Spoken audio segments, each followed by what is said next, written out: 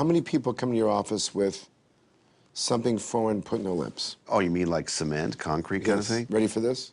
Sheep's fat? Sheep cells. I don't believe she that. said it was sheep fat.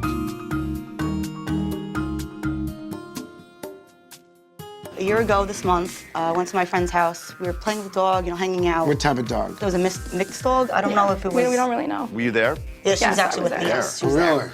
Yes. I just remember literally picking up something from the floor, and then I remember just being in the ER. So you blacked out. I don't remember anything. Do you remember it? Yeah, I was in the bathroom when the bite actually happened. So I go out there, and my friend's face is missing. So I started flipping out, like, call 911. Ambulance came, they gave me the part of her face, put it on ice in the ambulance. And was So she you did. passed You broke out? a piece of lip. Yeah. She they had didn't the pass lip. out, but she was in shock. So then at that point, you went to the emergency room, and did they take the piece of lip? Yeah, I gave it to a nurse. And right what away. happened? Did they try to put that back? They or- had it on ice, and the surgeon tried to replace it, but there was so much tissue damage and nerve damage that he couldn't. Oh, so he couldn't did connect try it. putting the piece Yeah, said they it were, was dead. It was dead tissue. Okay.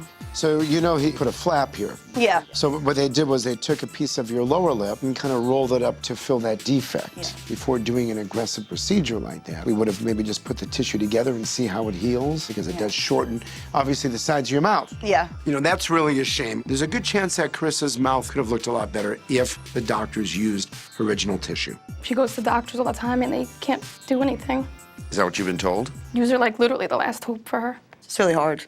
It's like, I'm so young, and I don't want to look like this the rest of my life. I don't. I can't really even begin to express how I feel because it's just been a very long journey for me. I've had filler in my chin, both lips, both cheeks, smile lines, on my forehead, and I've had Botox here. Yeah, I can't really move. Can't really move my face. I was 21 when I got my lips done. I went in there and I was like, you need to make me look natural. I want just a little bit of definition. And they just got bigger and bigger. And I sort of got addicted to the lip filler. And then I was shopping with a friend and a guy turned around and said to his friend, oh my God, they're blowjob lips. And I was just like, oh my God. But I kind of love that because any attention is good attention, whether you're thinking bad things, you're still thinking about me. And it was more attention from guys, so yeah, I love that too.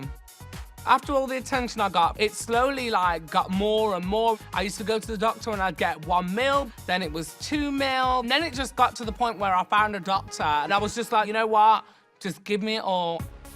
Sometimes filler can leak out of the sides. It's quite scary. It's like they need fixing because I'm worried that if they keep leaking, I'm gonna end up with small lips again, and that wouldn't be me. I just think my lips has really changed me as a person, and I'd be so normal and boring without them. I want my lips to be bigger. Obviously, I have fillers in my lips right now. Why do you want fuller lips? Growing up, I've always been obsessed with dolls, and I really wanted to look like that. So when I was 25, I started getting Botox and fillers. So I became obsessed with lip injection.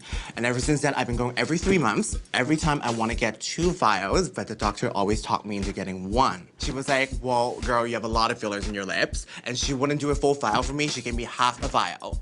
But what I want is every time I go, I want 1 vial on the top, 1 vial on the bottom at least.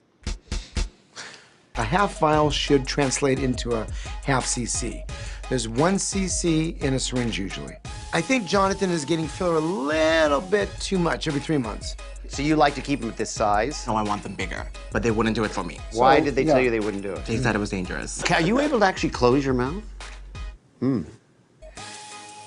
Partly.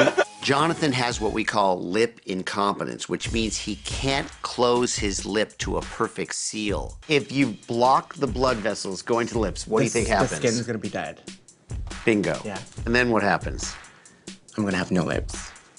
Bingo. What color was the syringe? Clear. Clear. Yes. So it's Wasn't yellow. Okay, was it liquid or it looked Yep. like solid? It was liquidy. Once you healed a little bit, did it look good for a while? Yes.